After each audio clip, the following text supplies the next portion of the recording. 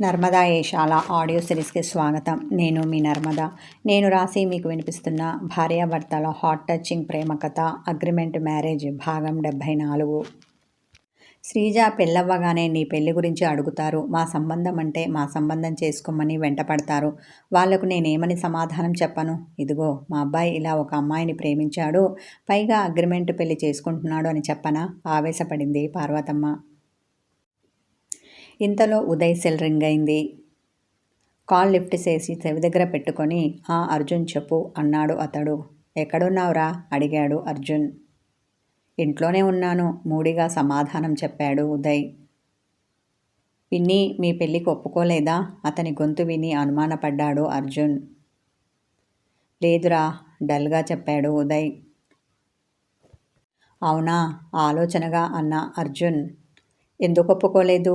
నువ్వు మీ ప్రేమ గురించి చెప్పలేదా?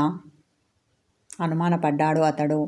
చెప్పానురా, కానీ తను వినడం లేదు. ఇదిగో ఫోన్ ఇస్తున్నాను, నువ్వే మాట్లాడు అని తన తల్లికి ఫోన్ ఇచ్చాడు ఉదయ్.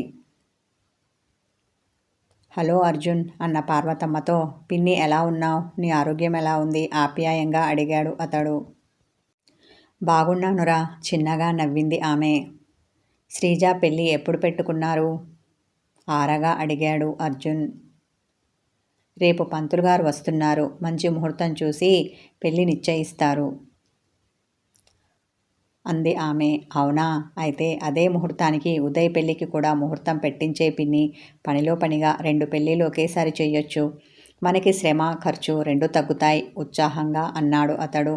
వాడితో వచ్చిన అమ్మాయిని చూసి నేను అదే అనుకున్నాను కానీ అని చిన్నగా నసిగింది పార్వతమ్మ. అమ్మాయి నచ్చలేదా? అడిగాడు అతడు. అమ్మాయి చూడ్డానికి సలక్షణంగా ఉందిరా అంది ఆమె. మరి నువ్వెందుకు వాళ్ళ పెళ్ళికి వెనకాడుతున్నావు? ఆ సమీర చాలా మంచిది, మంచి మనసున్నది. మన ఉదయ్ని బాగా అర్థం చేసుకుంది. వాళ్ళ కాపురం అన్యోన్యంగా సాగుతుంది. అంతకన్నా మనకు కావాల్సిందేముంది చెప్పు? ఇంకేమీ ఆలోచించకుండా వాళ్ళ పెళ్ళికి ఓకే చెప్పేసేయ్ అన్నాడు అర్జున్. అమ్మాయిని చూసిన వెంటనే నేను అదే అనుకున్నానురా. పైగా వాడు ప్రేమించానని చెప్తే సరేలే, వాడికి నచ్చింది, పెళ్లి చేస్తే వాడు సుఖంగా సంతోషంగా ఉంటాడు కదా అనుకున్నాను. కానీ ఆ అమ్మాయి ఎవరో ఏమిటో తెలిసాక వాళ్ళిద్దరికీ పెళ్లి చేయడానికి నా మనసు ఒప్పుకోవడం లేదు. తెలిసి ఎలారా ఆ అమ్మాయితో వీడి పెళ్లి చేసేది? పోనీ నువ్వైనా వద్దని చెప్తావేమో అనుకుంటే అదేదో అగ్రిమెంట్ పెళ్లి చేసుకోమని చెప్పావట కదా. అలా చేయడం బాగోదు కదా. పైగా మన బంధువులు ఏమనుకుంటారు? మన గురించి చెడుగా మాట్లాడుకోరు? తన మనసులోని అనుమానాన్ని బయటపెట్టింది పార్వతమ్మ. ఎవరో ఏదో అనుకుంటారని వాడి మనసుని చంపుకోమని చెప్పలేం కదా. ప్రేమించిన అమ్మాయిని కాకుండా మరో అమ్మాయిని చేసుకుంటే వాడు మాత్రం సుఖంగా సంతోషంగా ఉంటాడా చెప్పు పిన్ని నచ్చచెప్పే ధోరణిలో అన్నాడు అర్జున్. అలా అని ఆ సుధకు చెల్లెలైన ఈ సమీరాను ఎలారా నా ఇంటి కోడలుగా చేసుకోవడం? అలా చేసుకొని కోరి కష్టాలు తెచ్చుకుందామా? సంతోషంతో సాగవలసిన వాడి జీవితాన్ని మనమే చేజేతులా నాశనం చేద్దామా? చెప్పు అర్జున్ చెప్పు బాధతో వాపోయింది ఆమె. నేను చెప్తున్నాను కదా పిన్ని, అలా ఏమీ జరగదు. అక్క అలాంటిదైనంత మాత్రాన చెల్లెలు అలాగే ఉంటుంది అనుకోవడం సమంజసం కాదు కదా అన్నాడు అతడు. ఏమోరా, నువ్వెన్నైనా చెప్పు, నా మనసు ఒప్పుకోవడం లేదు అంది ఆమె. అమ్మా, నా మాట ఎలాగూ వినడం లేదు. కనీసం అర్జున్ మాటైనా విను. ఫోన్లో వీళ్ళిద్దరి మాటలు వింటున్న ఉదయ్ అన్నాడు. వాడి మాట వినడం అంటే నా చేతులతో నీ జీవితంలో బాధను నింపడమేగా ఆవేదనతో అన్నది పార్వతమ్మ. అమ్మా, నువ్వు ఇలా అంటే ఇక నేనేం చెయ్యలేను అన్నాడు ఉదయ్. ఫోన్లో ఈ మాటలు విన్న అర్జున్, పిన్ని నువ్వు ఇలా మొండిగా మాట్లాడితే ఎలా చెప్పు? కాస్త పట్టు విడుపు ఉండాలి కదా అన్నాడు అతడు. సరేరా, వాడు ప్రేమించాడని నువ్వు చెప్పావని నేను నా అనుమానాలన్నీ అపోహలని పక్కన పెట్టి వాళ్ళిద్దరికి పెళ్లి చేశాను అనుకో. రేపొద్దున ఈ సమీరా వల్ల జరగరానిది ఏదైనా జరిగి వాడు మానసికంగా నలిగిపోతుంటే దాన్ని చూసి నేను తట్టుకోగలనా? ఇప్పటికే వ్యసనపరుడైన నా భర్త వల్ల నేను జీవితం అంతా బాధని అనుభవించాను. ఇక నా కొడుకు జీవితం నా కళ్ళ ముందే పాడైపోతుంటే చూసి కుమిలి కుమిలి ఏడవమంటావా? జీవితపు చివరి దశలో ఉన్న నేను ఈ బాధని అనుభవించమంటావా అంటుంటే ఆమె కంఠం రుగ్ధమైంది. కాసేపు అర్జున్ కానీ ఉదయ్ కానీ ఏమీ మాట్లాడలేదు. పార్వతమ్మ బాధ సమీరాకు అర్థమవుతూనే ఉంది. కానీ తన అక్క అలాంటిది తను కాదని ఆమెకి ఎలా నచ్చచెప్పాలో, తన క్యారెక్టర్ మంచిదని ఎలా ప్రూఫ్ చేసుకోవాలో ఆమెకు అర్థం కావడం లేదు. అక్క చేసిన తప్పు తన జీవితాంతం వెంటాడుతుందని మాత్రం సమీరాకు అర్థమైంది. పిన్ని, నేను ఇలా అంటున్నానని ఏమీ అనుకోకు. సరే, ఈ సమీరాతో ఉదయ్కి పెళ్లి చేయొద్దు. నువ్వు చూసిన మంచి సంబంధంలోని అమ్మాయిని ఇచ్చి పెళ్లి చేద్దాం. కానీ పెళ్ళయ్యాక ఆ అమ్మాయి మాత్రం సుధలాగా ప్రవర్తించదని గ్యారంటీ ఇవ్వగలవా నువ్వు? అలా ఇస్తాను అంటే చెప్పు, నేను ఉదయ్కి నచ్చచెప్తాను అన్నాడు అర్జున్. ఎలారా? రేపు జరగబోయే దాన్ని ముందుగానే ఊహించడం, పెళ్లి చేసుకొని ఇంటికి వచ్చిన కోడలు ఫ్యూచర్లో ఎలా ఉంటుందో ఇప్పుడే అంచనా వేయలేం కదా. అది నాతో అయ్యే పనేనా? పార్వతమ్మ అంది. అందుకే పిన్ని, మరి నేను చెప్పేది. మాకు సమీరా గురించి బాగా తెలుసు. ఈమె రేపొద్దున పెళ్ళయ్యాక తన అక్కలాగా ఉదయ్తో ప్రవర్తించదని నేను హామీ ఇస్తున్నాను. నేనేంటి, స్వయంగా ఆ అమ్మాయి అగ్రిమెంట్ రూపంలో రాసిస్తాను అన్నది కదా. ఇంకేం కావాలి చెప్పు మనకి. ఇలా ఎవరైనా పెళ్ళికి ముందే రాసిచ్చే వాళ్ళు ఉంటారా? ఉంటే చెప్పు, ఆ అమ్మాయినిచ్చి పెళ్లి చేద్దాం మన ఉదయ్కి అన్నాడు అర్జున్. ఆలోచనలో పడింది పార్వతమ్మ. మెల్లగా ఆమె మనసు కరగడం మొదలుపెట్టింది. అర్జున్ చెప్పింది నిజమే కదా అనుకుంది ఆమె. సరేరా, మీరింతగా చెప్తే నేను మాత్రం ఎందుకు కాదంటాను. అలాగే కానివ్వండి. కానీ ఆ అగ్రిమెంట్ ఏదో కాస్త పెళ్ళికి ముందుగానే రాయించుకోండి. ఎందుకంటే ఆ రఘురాంలా ఉదయ్ బాధపడితే నేను చూడలేను. చూసి కన్న తల్లిగా తట్టుకోలేను అన్నది పార్వతమ్మ. అర్జున్, ఈ అగ్రిమెంట్ విషయం మాత్రం ఎక్కడా బయట పెట్టకూడదు. దీని గురించి తెలిస్తే మా బంధువులలో మేం పలుచన అవుతాం. ఈ అగ్రిమెంట్ విషయం మన 2 కుటుంబాల మధ్య ఉండిపోవాలి. సరేనా అంది ఆమె. ఈ విషయం మాకు తెలియదా పిన్ని? నువ్వు ప్రత్యేకంగా చెప్పాలా? ఆమె పెళ్ళికి ఒప్పుకున్నందుకు సంతోషంతో నవ్వాడు అర్జున్. పిన్ని, ఫోన్ ఉదయ్కి ఇవ్వు అనగానే ఆమె ఉదయ్కి ఇచ్చింది. పార్వతమ్మ పెళ్ళికి ఒప్పుకోవడంతో కంగ్రాట్స్ ఉదయ్ అన్నాడు అర్జున్.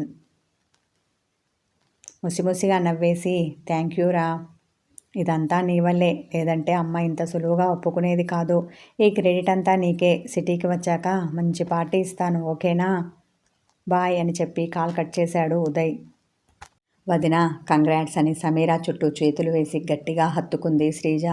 సిగ్గుపడిన సమీర ఓరకంట ఉదయ్ని చూసింది. అతడు ఆమెను చిలిపిగా చూస్తూ కనిపించాడు. మరింత సిగ్గుపడింది ఆమె. అప్పుడే భోజనానికి వచ్చాడు శంకరయ్య. అతడు చుక్క వేసుకున్నట్టున్నాడు. కానీ నిన్నటిలా మరీ ఎక్కువగా తాగలేదు. స్టెబిల్గానే ఉన్నాడు. ఇంట్లోకి వస్తుంటే పెళ్లి మాటలు వినిపించాయి. ఎవరికి పెళ్ళి? పార్వతమ్మని అడిగాడు అతడు. మీరు బాధ్యత తీసుకున్నప్పుడు ఎవరిదైతే ఏంటి? కోపంతో రుసరుసలాడింది ఆమె.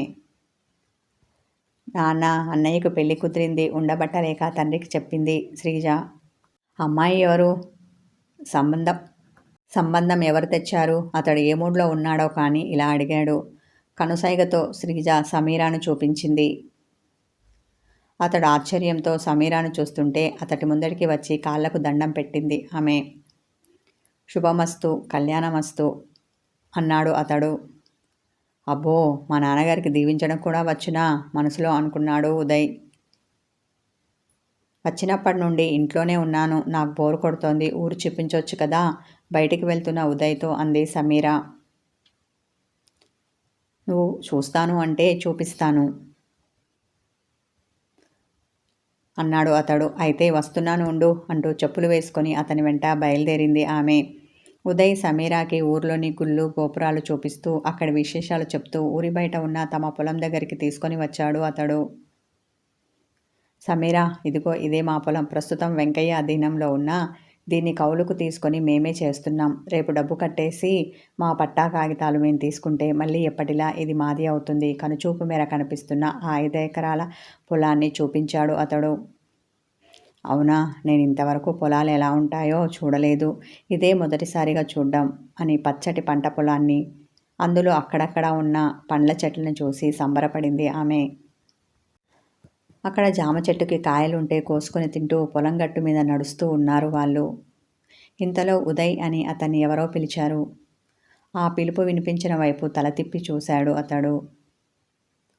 అవతలి గట్టు మీద నడుస్తున్న అతను ఇటువైపు వస్తూ ఉదయ్ని పిలిచాడు. అతడు దగ్గరికి రాగానే ఓ నువ్వా గణపతి చిరునవ్వుతో పలకరించాడు ఉదయ్. ఉదయ్ ఈ ఊరి స్కూల్లో చదువుకునేటప్పుడు గణపతి అతని క్లాస్మేట్. గణపతి నేను ఇంతకుముందు వచ్చినప్పుడు నువ్వు ఊర్లో లేవు, బొంబాయి వెళ్ళావని చెప్పారు. ఎప్పుడు వచ్చావు? అనుమానంతో అడిగాడు ఉదయ్. నువ్వు విన్నది నిజమే ఉదయ్, కానీ అక్కడ ఇమడలేక 2 వారాల క్రితం వచ్చేశాను. నేను చదువుకున్న జానాబెత్తడు చదువుకి ఉద్యోగం దొరకలేదు. ఏవేవో లేబర్ పనులు చేశాను. మనసుకు నచ్చలేదు. ఆ పనులేవో ఇక్కడ ఉండి చేసుకోవచ్చు కదా అనిపించింది. వెంటనే బయలుదేరి వచ్చాను అన్నాడు గణపతి. మంచి పని చేశావు, చిరునవ్వుతో అన్న ఉదయ్. మరి ఇప్పుడు ఏం చేస్తున్నావు? అడిగాడు. ఏముంది, మా నాన్నతో కలిసి వ్యవసాయం చేస్తున్నాను. ఇంకా పెళ్ళిళ్ళ సీజన్లో పెళ్లి పనులతో పాటు కళ్యాణ మండపాన్ని అలంకరించే పనులు చేస్తున్నాను. బొంబాయిలో ఉన్నప్పుడు కొంతకాలం ఫంక్షన్ హాల్లో పనిచేసి వాళ్ళ దగ్గర ఈ విద్య నేర్చుకున్నాను. మన ఊర్లోనూ చుట్టుపక్కల గ్రామాల్లోనూ ఈ పనులు చేస్తున్నాను. ఓ 4 రాళ్ళు సంపాదిస్తున్నాను అని చెప్పి చిన్నగా నవ్వాడు అతడు. అవునా, అక్కడికి వెళ్ళి ఓ పని నేర్చుకొని వచ్చావన్నమాట. గుడ్, అతన్ని మెచ్చుకున్నాడు ఉదయ్. మీ చెల్లెలకి పెళ్లి సంబంధం ఖాయమైందట కదా, ఈ నెలలో ముహూర్తాలు పెట్టుకుంటారని విన్నాను. నిజమేనా? ఆరగా అడిగాడు గణపతి. నిజమేనని తల ఆడించిన ఉదయ్, రేపు ముహూర్తాలు పెట్టుకుంటున్నాం అన్నాడు. అయితే మీ చెల్లెలి పెళ్ళికి కళ్యాణ మండపం అలంకరించడంతో పాటు పెళ్లి పనులు నాకిస్తే బాగుంటుంది కదా. ఎక్కడో పట్నం నుండి పని వాళ్ళను పిలిపించకుండా ఆ పనేదో నాకివ్వు, ఆశగా అడిగాడు గణపతి. నీకు ఈ పని వచ్చునని ఇంతకుముందు నాకు తెలియదు కదా. నువ్వు అన్నట్టే వేరే వాళ్ళకి ఇవ్వాలి అనుకున్నాను. కానీ ఇప్పుడు నువ్వు చెప్పావు కదా, తప్పకుండా ఆ పని నీకే అప్పగిస్తాను, వేరే వాళ్ళకి ఇవ్వను. నువ్వు కంగారు పడకు. స్నేహం కొద్దీ అతని భుజం మీద చెయ్యి వేశాడు ఉదయ్. అందుకే ఉదయ్, ముందుగా చెప్తున్నాను. సంతోషంతో చిరునవ్వు నవ్వాడు గణపతి. అవును, నువ్వు సిటీలో నుండి ఎప్పుడు వచ్చావు? నువ్వు వస్తున్నట్టు తెలియనే తెలియదు. ఉదయ్తో పాటు ముందుకు నడిచాడు గణపతి. నిన్న వచ్చాను, పొడిగా సమాధానమిచ్చాడు అతడు.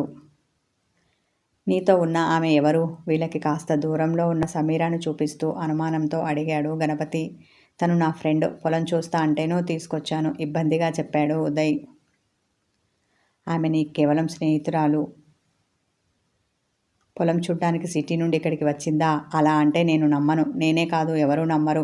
నువ్వు నా దగ్గర ఏదో దాస్తున్నావు. అదేంటో చెప్పమని కళ్ళెగరవేశాడు గణపతి. అతని కళ్ళల్లోని చిలిపితనాన్ని చూసి సిగ్గుపడిన ఉదయ్, నువ్వు ఊహించింది నిజమే, ముసిముసిగా నవ్వాడు. వీళ్లకు కాస్త దూరంగా ఉన్న సమీరాకు వీళ్ళ మాటలు వినిపించడం లేదు. ఆమె పంట పొలాలను, వాటిపై నుండి వీస్తున్న చల్లని పైరగాలిని ఆస్వాదిస్తూ చిన్నగా ముందుకు నడుస్తోంది. మీ చెల్లితో పాటు నీ పెళ్ళి పెట్టుకుంటున్నారా? అయితే నాకు డబుల్ వర్క్ దొరుకుతుంది, సంబరపడ్డాడు గణపతి. అవునని తల ఆడించగానే, ఇక ఉంటాను అని అక్కడి నుండి వెళ్ళాడు గణపతి. సమీరా దగ్గరికి వచ్చాడు ఉదయ్. ఎవరతను? అడిగింది సమీరా. చిన్నప్పటి క్లాస్మేట్ అన్నాడు ఉదయ్. అవునా అనుకుంది సమీరా. అంతకు మించి వివరాలేమీ ఆమె అడగలేదు, అతను చెప్పనూ లేదు. కథ కొనసాగుతుంది. వ్యూవర్స్, ఇది చాలా మంచి స్టోరీ. ప్రస్తుతం బయట నడుస్తున్న బర్నింగ్ టాపిక్ ఇష్యూ ఇది. అలాంటిది మీరు ఎందుకు వినడానికి ఇష్టపడడం లేదో నాకు అర్థం కావడం లేదు. స్టోరీ వినండి, మంచి కామెంట్తో నన్ను ఎంకరేజ్ చేయండి. Thank you.